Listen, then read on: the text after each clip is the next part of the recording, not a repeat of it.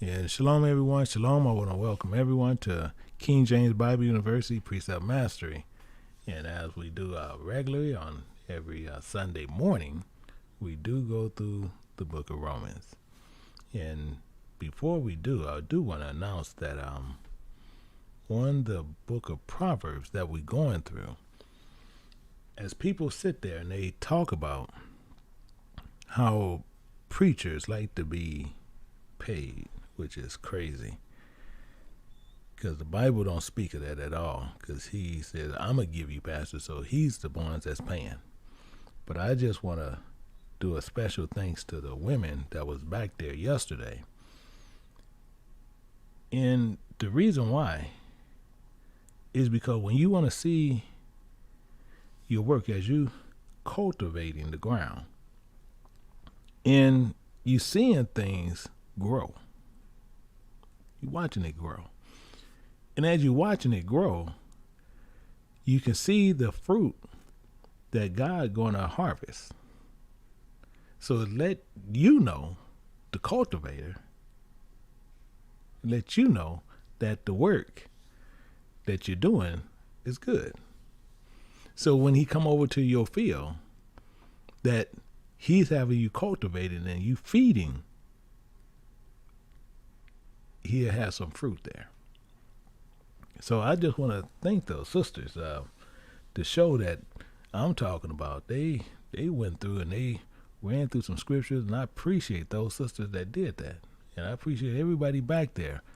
And the main thing why I keep doing it that way is because we have a lot of people that's back there but refuse to show or share information that they have to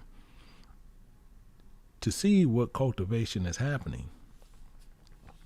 But we have the ones who's actually openly professing what they know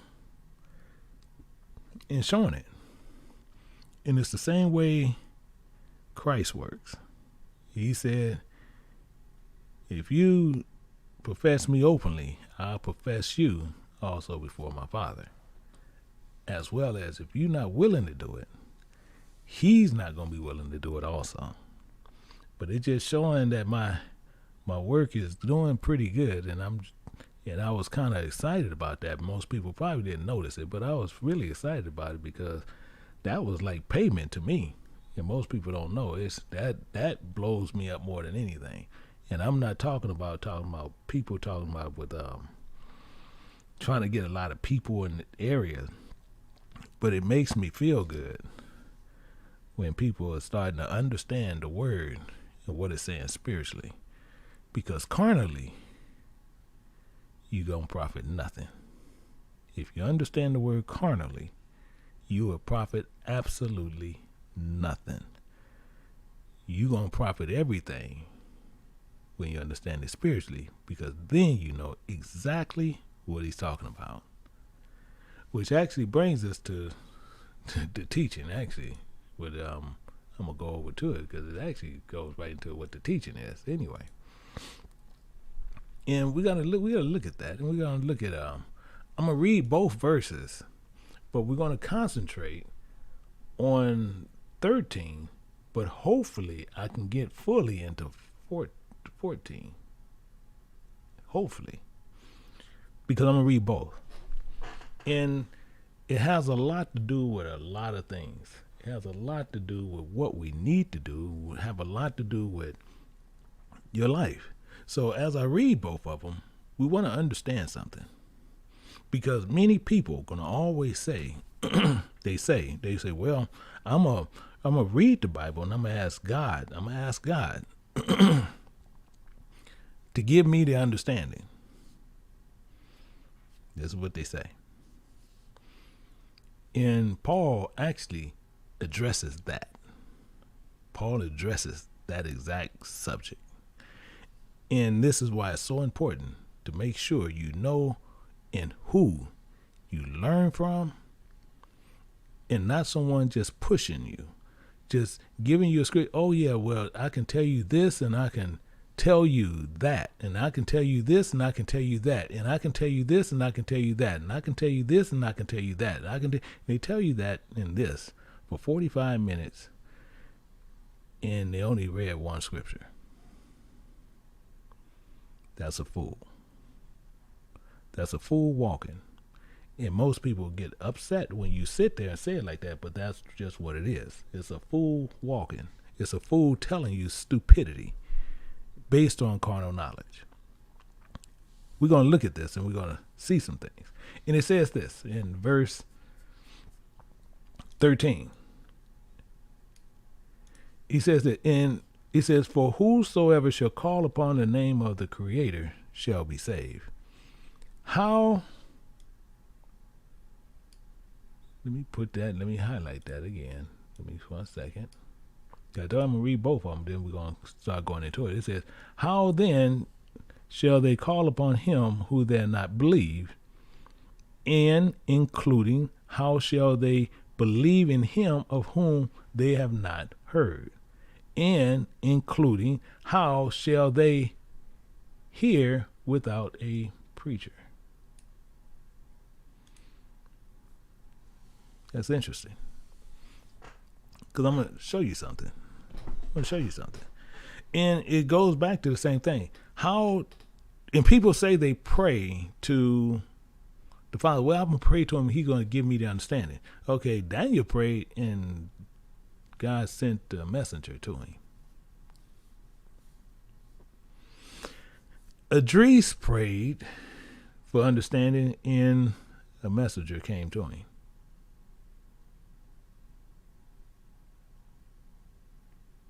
I'm just pausing for effect because I want you to understand clearly what people sit there and say and what is not of the truth, because it tells you many things that we need to understand. And I'm going to show you something that happens many times, because this is what people say. And it's so important. It's so important to really understand Scripture as a whole.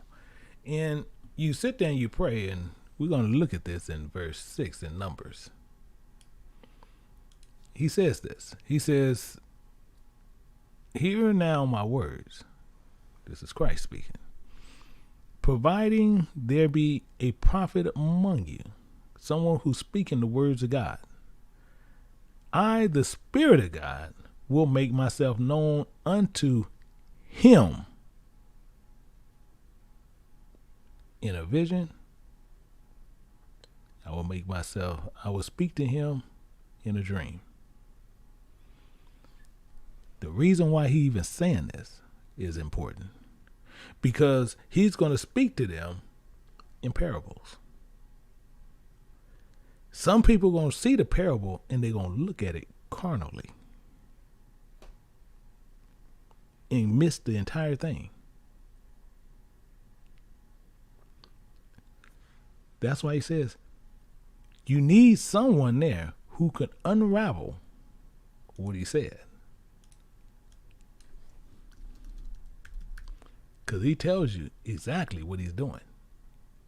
So when you get off that track, it's not him, it's you. In Jeremiah chapter 3, verse 15, it says, and I will give you pastors according to my heart, which shall feed you with the knowledge and understanding. He's very clear about what he's saying. So how can you do these things? And when people say, well, I'm going to pray and he's going to do this. But now you're saying you better than Moses, you better than Daniel, you better than everybody else. Because when they needed to speak with the Lord, he sent the messenger. But now you saying I can speak to him, he will actually give me the scriptures exactly what I need to where I can understand what he's saying when I read it. Now I can sit there and go teach somebody the same thing that I just learned. Stupidity. Stupidity on top of stupidity. This is what we do.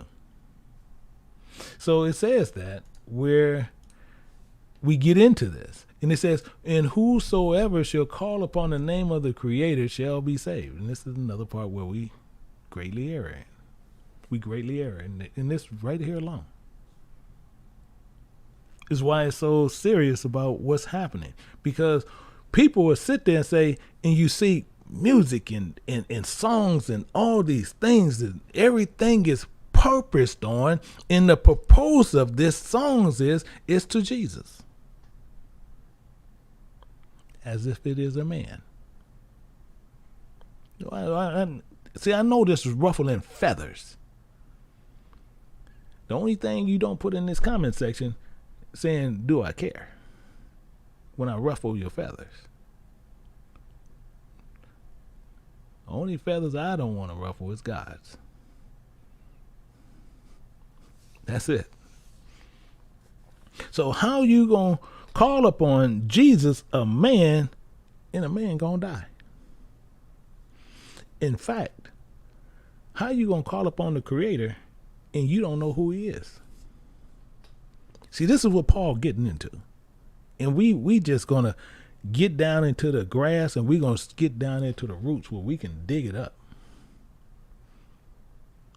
We have to stop playing these games.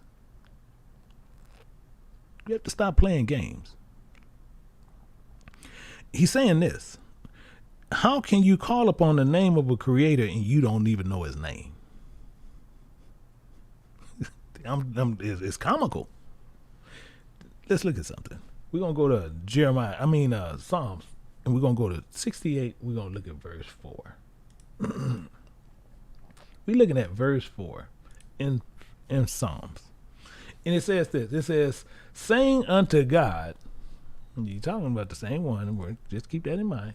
It says, sing praises to his name, exalt him that rideth upon the heaven by his name, Yah.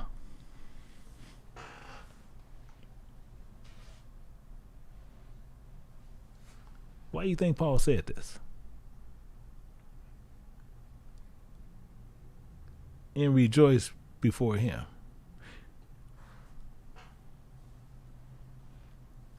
I'm only pausing for effect to show you the stupidity that is out in the world right now. I don't sit here to say, oh, let me tell you what, well, I don't want this to be ruffled here, and I don't want this to be rough. This to be rough. Excuse me. I don't work for them. I work for God. Same thing I say. You people sit there, well, man, if you want me to subscribe, man, you got to change. Dude, guess what? This channel goes up and down. You go find one.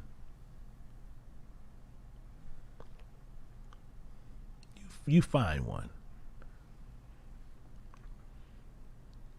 When you want to see something and you want to hear something that's good and tickling to your ears, yeah, you go find one that do that. When you want some truth, you can come roll back over here. I'm not going to sugarcoat it to you. So everybody sitting there, Jesus, Jesus, Jesus, Jesus, Jesus, which is salvation. If we would have understood it from the beginning, is why Paul's saying what he's saying. See, when Paul uses that, Paul know what he's saying, but when we uses it, as it says, if we don't understand the law, stay out of Paul's books. That's what this is saying. Same thing. Because right here, it's saying we should be calling upon the name of Yah, and we got a problem. You go running churches today, yesterday. Let's look at something. I want to show you something what Paul gonna tear into, but we sitting there and just gonna get the better understanding. And we're gonna look at this in Exodus chapter 6. We're gonna pick it up at verse 6. We're gonna pick it up at verse 6. It says, wherefore said unto the children of Israel, I am the Spirit of God, telling you exactly who he is. He is the Spirit of God. You go look at Genesis chapter 1, verse 2. You see the Spirit of God hovered up over the waters. Not God, the Spirit of God. Not God, the Spirit of God. But we get into that stupidity. And it says, I will bring you out from under the burdens of the Egyptians. The Spirit of God, who he sent. And he is going to bring us from under the bondage of the Egyptians. And he said, I will rid you of their bondage. I will redeem you. Who? The Spirit of God. With a stretched out arm in great judgment. The reason why we got this little complication again, why some of these feathers are being ruffled with people, they say, no, it's God. No, God is not the God of the dead. All flesh is going to die. He's not the God of that. But he's going to tell you exactly who he is. He's going to tell you who he is. And he speaks a little bit more. He says, including, I will take you to me for a people. Who? The Spirit of God. I'm going to take you to me for a people. Including, I will be to you. I want you to understand. That's the only reason I'm slowing down. And I will be to you a God. So he's telling you right up front, he's a spirit, but he's not God. He's the Spirit of God. So if he's doing this, he's saying, but to you, I'm going to be a God. I'm going to be a God to you. And ye should know that I am the Spirit of your God. Period. Gonna clear it up some more, which bringeth you out from under the burdens of the Egyptians.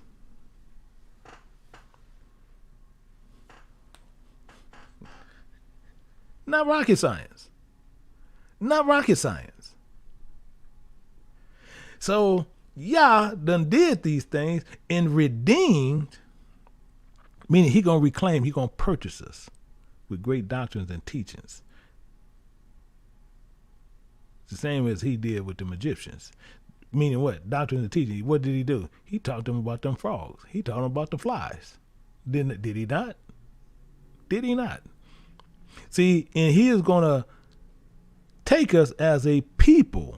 Meaning he's going to take us as a people as the stars of God. Same as the stars of God. And he will be to us a God. However, it's something we need to know.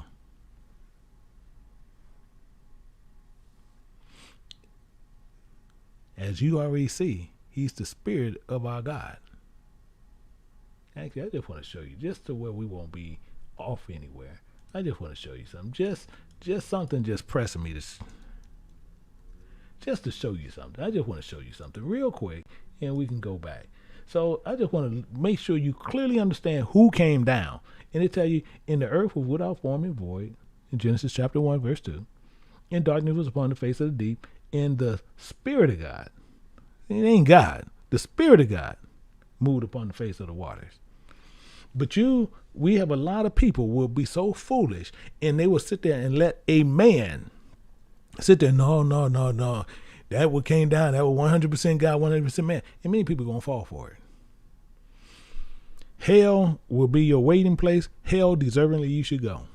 Because you're going to let a man fool you and make these scriptures say something else that it don't say. And you should deservingly go to hell. I'm talking about deservingly go. Because if you're fool enough to let a man fool you, then you should be fool enough to go to hell. See, I don't sit there and believe in sugarcoating where people should go, because it runs into stupidity. And we need to sit there and we need to look at this as he's sitting there telling you who he is. But he's saying, the Spirit of God is saying he is going to be our God, who's going to take us from under those burdens. So let's find out a little bit more over here. Let's get a little bit more here. In Exodus chapter 3, we're going to pick it up at verse 7.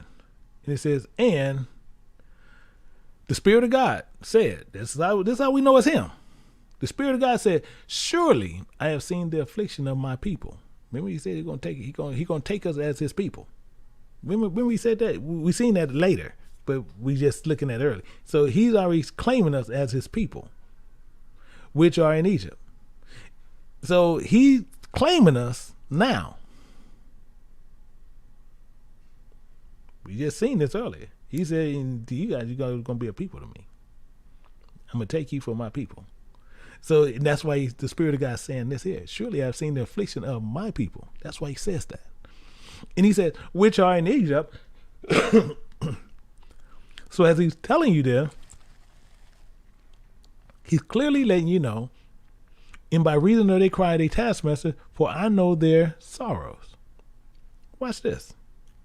Watch how clear he makes some of this. And he's saying a lot here. He says, I am come down. He come down to deliver them from out of the land, from out of the hands of the Egyptians, to bring them out of the land unto a good land unto a land flowing with milk and honey, unto the place of the Canaanites, the Hittites, the Amorites, the Perizzites, the Hivites, the Jebusites. He's sitting there telling us all this good stuff. The Spirit of God came to lead his people out. And the purpose is because he, as God, and he's being in the position of God, and thought it not any other thing to be equal, because he's just leading us out, but he's the Spirit of God. Because God cannot look upon any iniquity, but the word, he can send a word to you. I'm going to show you something. Just make sure we stay all together on this. We're going to go to Habakkuk. We're going to look at verse 1. Chapter 1, we're going to go over to verse 13. In 13, it says this. This is why God couldn't do what he did. And it says, thou art of pure eyes than to behold evil. Who? God. God can't do that. He says, and can't look on iniquity. These are things God cannot do. So when he is pure, when it's talking about the pure eyes, his eyes are pure, mean they're clean. In his eyes, it's talking about the wisdom and understanding, than to remember evil. So he can't look upon it. But all he can do is send word.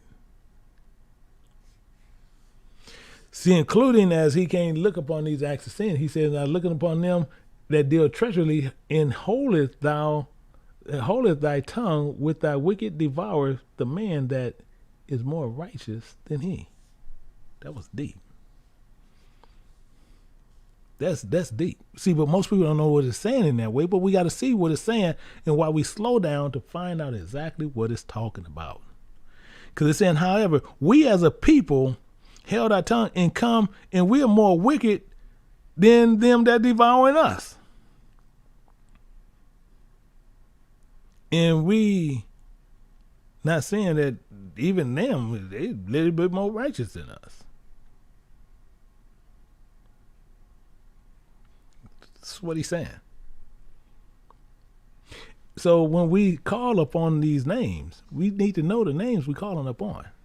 We have a lot of people out there. These guys, they said that they call themselves teachers and then all these different things. They said, well, I only go through the first 5 books. I only go through the Old Testament, or they want to call it the dumb Tanakh, which is stupid within itself. But they want to say these things, and then they want to say, well, I only use the Ethiopian Bible. They only want to use certain things, and literally don't precept to anything and don't have concept to anything. But then they want to sit there and they read everything literal. Everything literal.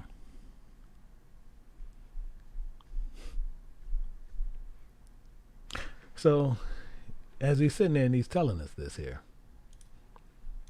He's telling us this here in Jeremiah. We're going to look at this here. Jeremiah. We're going to go to chapter 13 and pick it up at verse 23. And we have to come here, and actually it's already highlighted. It says, can an Ethiopian change his skin? We already know if you're Ethiopian, you take off your skin, you're pretty much going to probably die.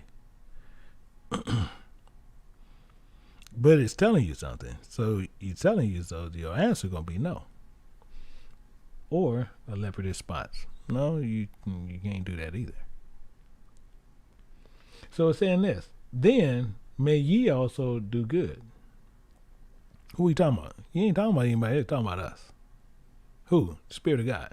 Saying, okay, that you also do good. Why? That are accustomed to do evil. So don't sit there and walk around like we think we all that in a bag of chips. So whosoever should call upon the name of the Creator shall be saved. But how can we be saved and we are accustomed to doing evil? That becomes the question. We call upon a man. Think about it. We calling upon a man. Yahushua was a man where the Spirit of God rested in this man, and through the authority of that Spirit, sit there and he spoke everything that was commanded of him. And they didn't put it on the Spirit that was in him, and he's telling you all the time, it's what's in him that's doing the work. It don't matter. We sitting there, no, it's you. No, dude, it's you. It's you. You got dumb reformations today. They'll sit there and say he was 100% God and 100% man. Dumbest thing in the world. And the problem is, billions of people believe it. Billions of people believe it. Don't have no basis on anything. So it comes to this. People, as his people, is accustomed to doing something. And this is why he even said it in these ways. This is why he said it in these ways. I'm going to show you to where we're just going to carefully march through here. We're going to go to Isaiah. We're going to go to chapter 12 and pick it up at verse 2 and look at this and just get a better understanding on what he's talking about.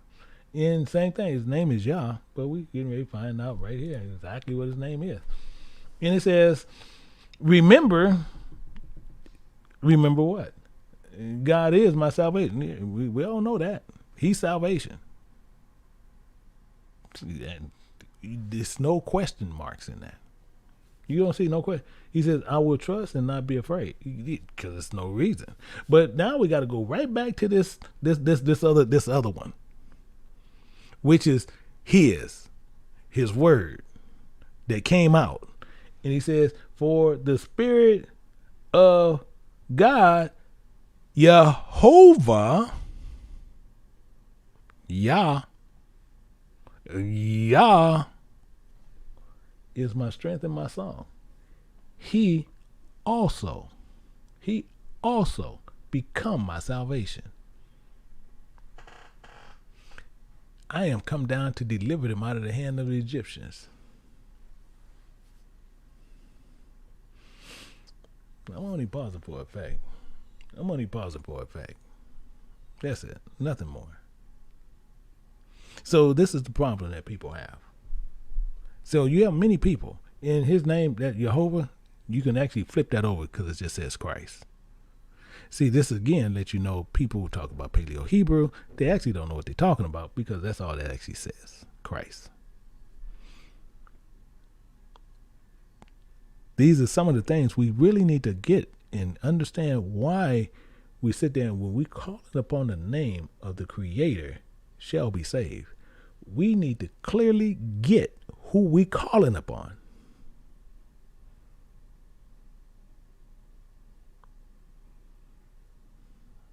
We need to understand that. Because even with him, Christ, he became our salvation. It tells you right here, he become our salvation. So when people even tell you, saying, well, that's God. How can it be God? And at the above it's saying God is. And down here he says, is become. That's stupidity. We can't let people play games with us in these ways. That's why I say you need to watch who you learn from. You need to really watch who you learn from. This is the problem we have today. Because he's saying something that's so serious right here. And this one right here, Christ, he is sitting there and it's things that he does. Because if you turn from your wicked ways, he can guarantee you'll be good. It's not you turn away from your wicked ways and then go back to him. You turn from him and you don't go back to him. He can put guarantees there for you because he knows. He knows. But the main thing, you have to be obedient to that voice that came to us. And the reason why, because we can't sit there and say, well, I just slipped up on this 3 or 4 times. He can't pardon that kind of stuff. That kind of things like that, he can't. Actually, I'm going to tell you what, let's go here. Let's go here before I get ahead of myself. We're going to go here. We're going to go to Exodus chapter 23. I don't want to go ahead of myself. We're going to go to 21. We're going to look at this. And actually, I got it all lit up here. Because we was tearing this down, I know, on another thing. But what we're going to do, we're going to do this here. Now I'm going to highlight 21. And it's telling you, it says, beware of him. Who? Beware of this guy here. Beware of this one. Beware of the Spirit of God, Jehovah. Beware of this one. Why? It's a reason for why he's saying that. And obey his voice. Why? He's going to put his spirit in men. And that's who this is. And when he goes in there, and don't provoke him not. Provoke him not. Don't do this. Why? For he will not pardon your transgressions. He ain't the one going to do this. It's what's in him. It's going to be telling you things you need to be doing. As soon as you sit there and just, oh, well, no, it's coming from him. It's coming from him. I ain't got to believe him. No, please, I ain't got to worry about him. Now, when you sit there and you come into your judgment, and the first thing you're going to sit there and say, well, no, it was coming from him. He said, no, what you did to him, you were doing to me. My word was in this guy. Oh, if I would have knew it was you, I would have, no, I can care less. Well, you think I can still get in? No, bro, you're not getting in. What you did to him, you were doing to me. And if you would have known the word the way you should have known it, you would have knew it was me. That's why Yahweh said, if you did this with Abraham, you would be cool with me. You would love me. That's why he says this kind of things here. But we sit here and we play these little games because where it comes from, people have a problem many times. Because it's who it's coming from. And not looking at the message of what's coming. So we need to be aware of that word that's coming. And the word is going to leap down, as he said, Jehovah came down out of heaven. Yeah, I'm going to show it to you. Just so we won't be tripping anywhere.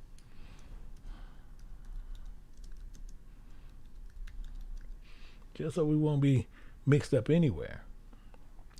We're going to go to Songs of Solomon, chapter 18. We're going to pick this up at verse 15.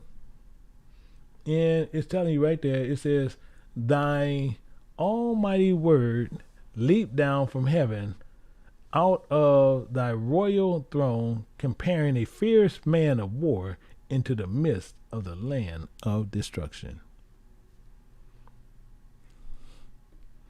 And everything he put his word to do, his word makes sure he accomplishes it.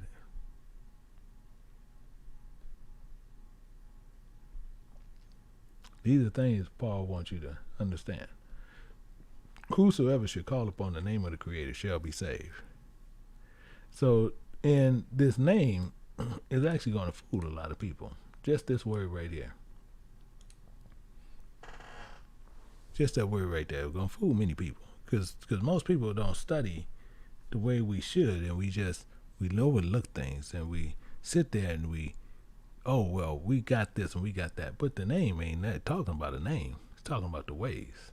Whosoever call upon the ways, and you sitting there, and yeah, some people want to do the ways of different things, but the ways of the Creator shall be saved, because you have to do it His way, not your way.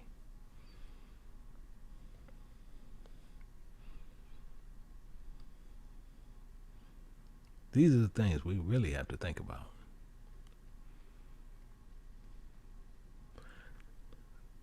We have to take these letters that Paul wrote, and if we want to study Paul, and we want to understand what Paul is saying, we have to really take the time to go through the words.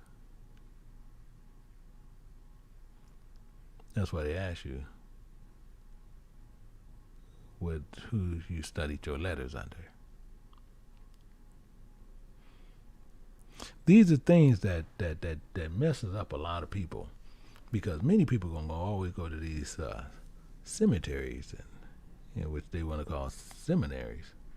But the main thing is they want to keep on to a doctrine that's a doctrine that of a people who don't have nothing, absolutely nothing to do with the book. The doctrine of what they believe.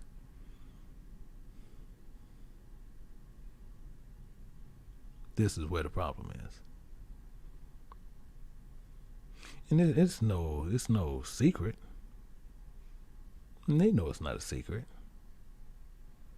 But most people sit there and say, well, I have a Gentile, or I have a white pastor. Okay, he's not focused on in his book.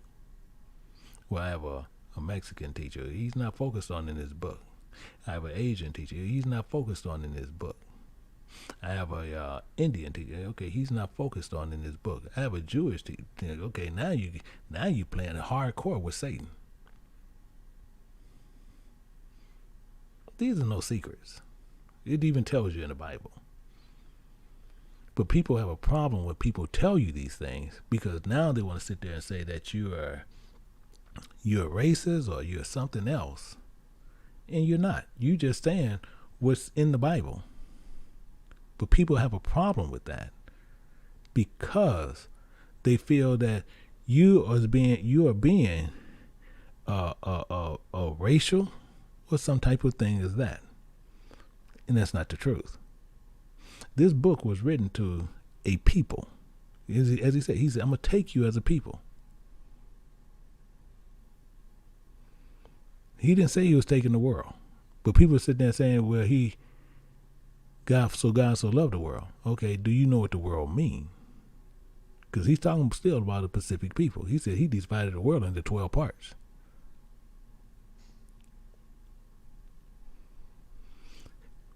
We clearly have to understand the book and not break it apart as we go through it, and isolate scriptures without knowing what something was said. He said he don't change, and he's not altering nothing. So if he's not altering nothing, you have to remember what he said in the beginning to put that and apply that to what you see later. So if it don't jive right, it's not the book. It's the way you see it. These are the problems that we have. So the same thing as he's saying here. This word is going to come down to you. And that same word that's going to come down to you, right here, it's telling you right here, the Almighty Word leaped down from heaven as a royal, out of thy royal throne, as a fierce man of war into the land of destruction. But when he came into the land of destruction, where did he go? It's not walking around on this outside. But let's look at this a little bit closer. Let's get this a little bit closer. Because Yahweh says it even better. Says it better than I can ever put it. We're going to look at John chapter 14, picking up at verse 17. And it says this. It said, even the Spirit of truth, whom the world cannot receive, because it seeth him not,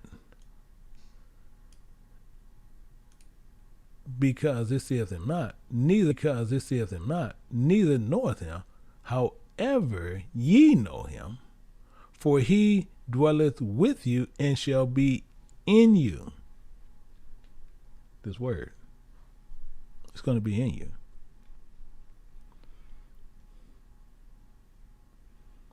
Even the Spirit of truth. Even the Spirit of truth. So now he's leaping down into this body that is already set for destruction. Every one of these bodies have a destruction date, has a date that it's going to implode, meaning it's going to die.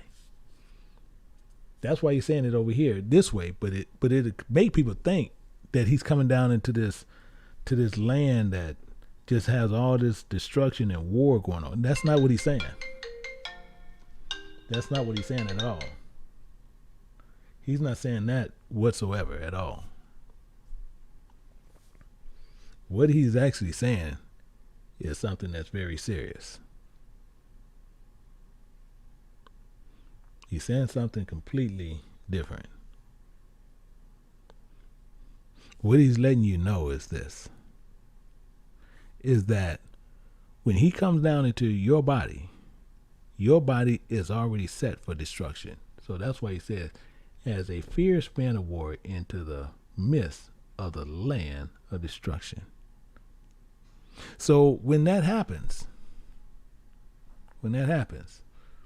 and he shall be in you, we can now understand better when he gets to these things.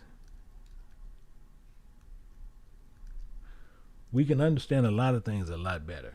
We're going to look at Philippians chapter 2, picking it up at verse 7. And it says this. It says this. But when the word came down, but made himself of no reputation and took upon the form of a servant. Literally where he came to. Because he said we're going to be his people, but he said he's going to take on the form of a servant. So as he took on us, including was made in the likeness of men. So he's letting you know exactly it was us. Now, hopefully you guys are seeing this. And this is Paul still talking over here. So we see now what's going on. So, however, the word took on this form of a servant. It took on this form. So now if he took on this form, now we're seeing more so what we are clothed like and how what we see on what we are. Let's go a little bit deeper with this. Let's look at Revelations, and we're going to look at chapter 19. Chapter 19, and we're going to park over at verse 13. And let me see if I can get this on one side, because I'm tired of this thing keep doing two sides. I need one side. Okay, now it's telling you this right here. It says, and he was clothed with a vesture dipped in blood, which that's us. But as he was clothed in these human bodies, but his name was called what? His name was called the Word of God. Well, now we pretty clear, aren't we?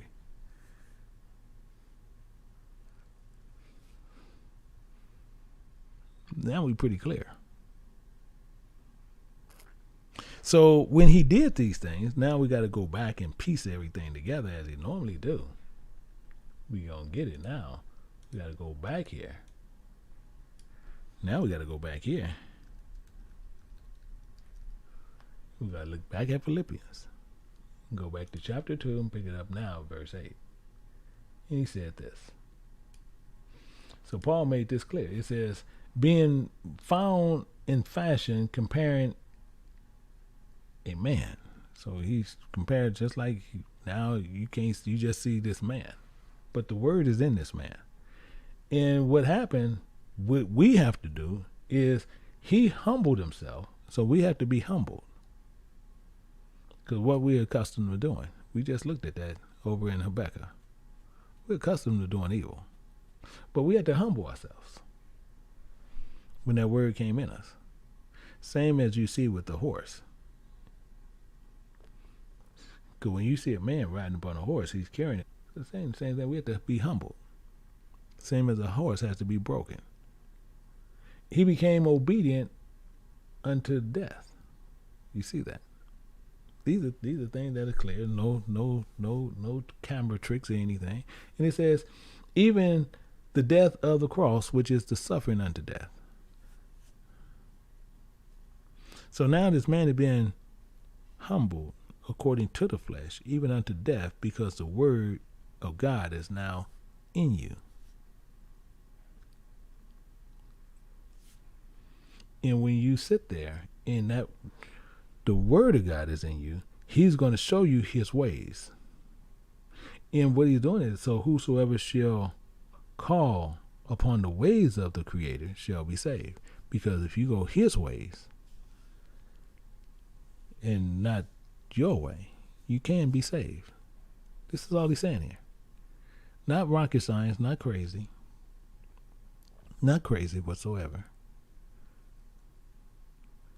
But the part 14 is where the complications even more so come, which I think we're going to end up getting into part of it next week, because the issues that I want to make sure that you carefully understand this.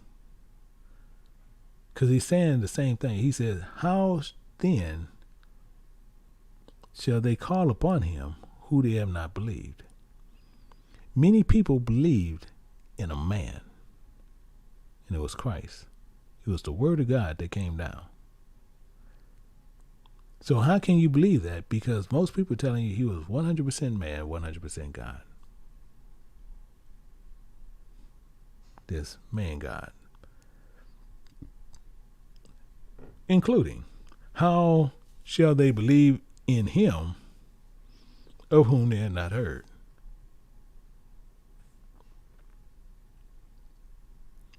These are fair questions that Paul is presenting to us. It says, including, how shall they hear without a preacher? These are things I'm going to take the time, and I'm going to actually let you guys think on that for next week. I want you to think on it. Because you have many people going to sit there, and they're going to go through these things, and they're going to sit there, and they're going to tell people, oh, we're going to tell you what, this is this is that, this is this, and this is holding on to that, and we need to look at it this way, and we just got to hold on to this, and no matter what, I'm going to hold on to what I believe. You hold on to it. You hold on to it. Because as you hold on to it, and it don't jive with doctrine of God that's in this Bible, when you take your last breath, I promise you, you will be going to hell. This is a zero-sum game. And the reason why I have to be a little bit more blunt now, because a lot of people are starting to understand a lot more, but for whatever reason, he's leading me to just be a little bit more blunt about things that are going to happen. Reason why I believe is because this world is just unreal. And for whatever reason, he probably felt that I was being not forward and direct enough, which is why he leading me to where I've been a little bit more direct even now. But the main thing is this. Many people are going to still crawl up in the church, and you are the temple of God, and they're going to swear up and down they're going into the kingdom, even in their last days. Bold-faced, unadulterated lie to themselves. These are the things that's going on. So what we're going to do, we're going to put in some precepts, and then afterwards, I believe I do have it open to where I'm going to have a Zoom open for people who actually been trying to get into class, and we normally try to make sure we can get people in there. And what I've been trying to do for the past couple of weeks is when people do come back there, we try to make sure we can get you signed up. However, we have had some people who have signed up and still not coming in. And the only thing I will be doing when I don't see you in it a couple of times, one second.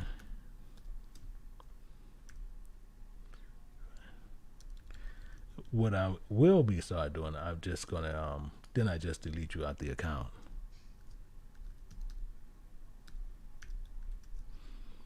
Because it's no reason. 1 second. Oh, that's what I did. Wrong one. Because some people just want to be signed up, and they say they're going to be signed up, and then you sign them up, and technically they don't do anything.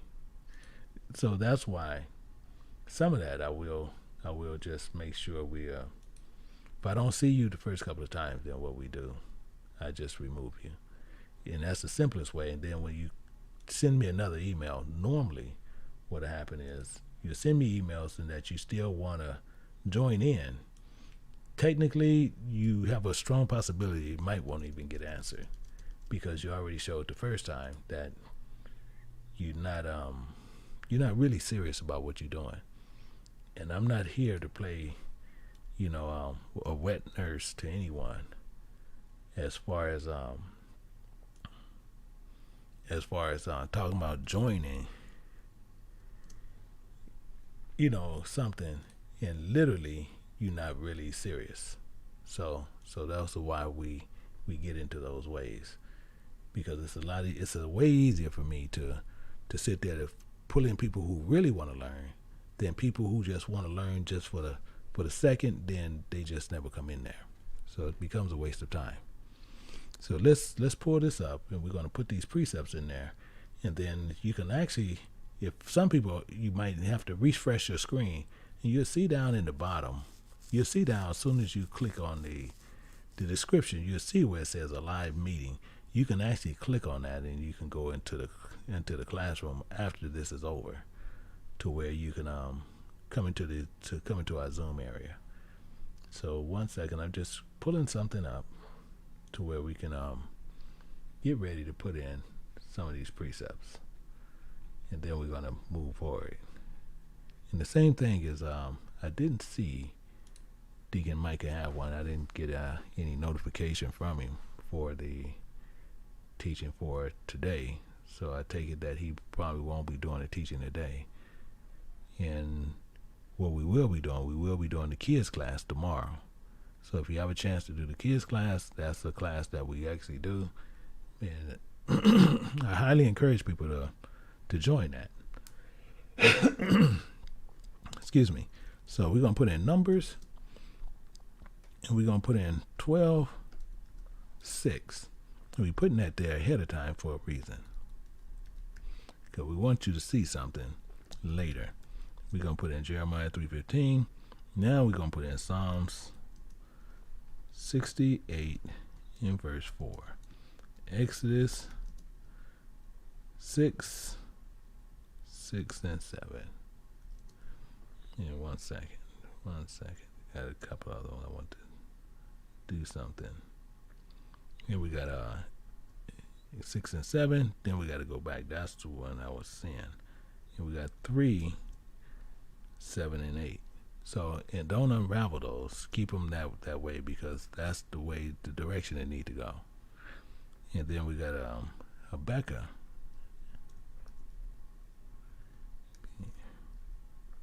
Okay, 1 and 13. And what we're going to do, we're going to go down to the next verse, and we're going to put in Jeremiah 13 and 23. Isaiah 12 and 2. And we're going to put in Exodus 23:21. And Wisdom of Solomon. And we're going to put in 18 and 15. We put in John 14 and 17. We put in Philippians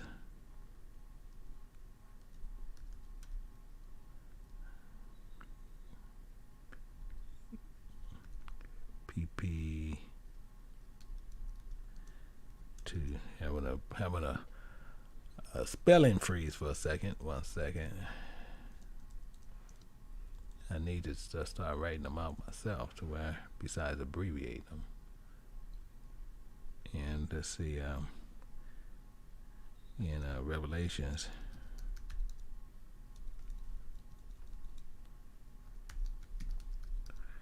yeah, we got 19:13.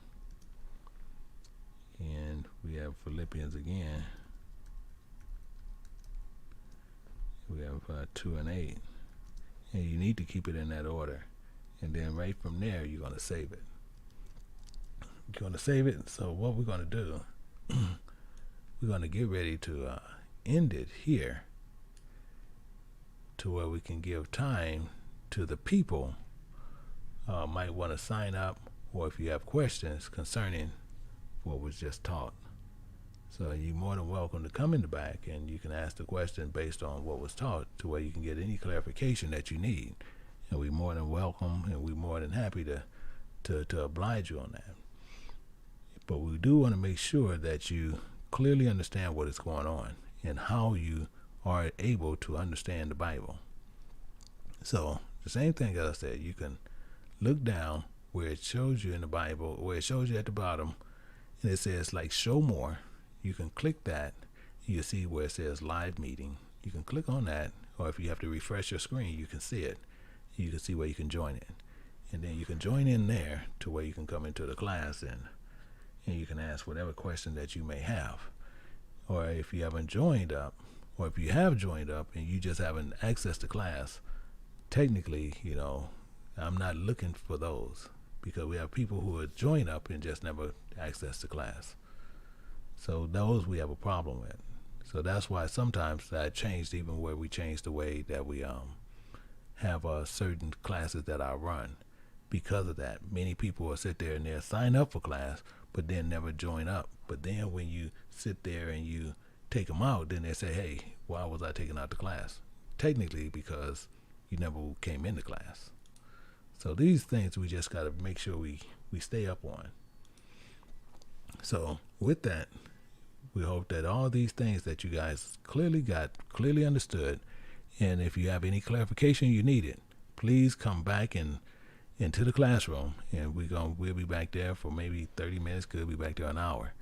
And we're more than welcome to take you back there, and we will, show you anything need to be shown, and we'll actually answer all the questions that you may have. So with that, I say to each and every person, until next time. And tomorrow, we'll be doing our kids class. So until then, I say to everyone,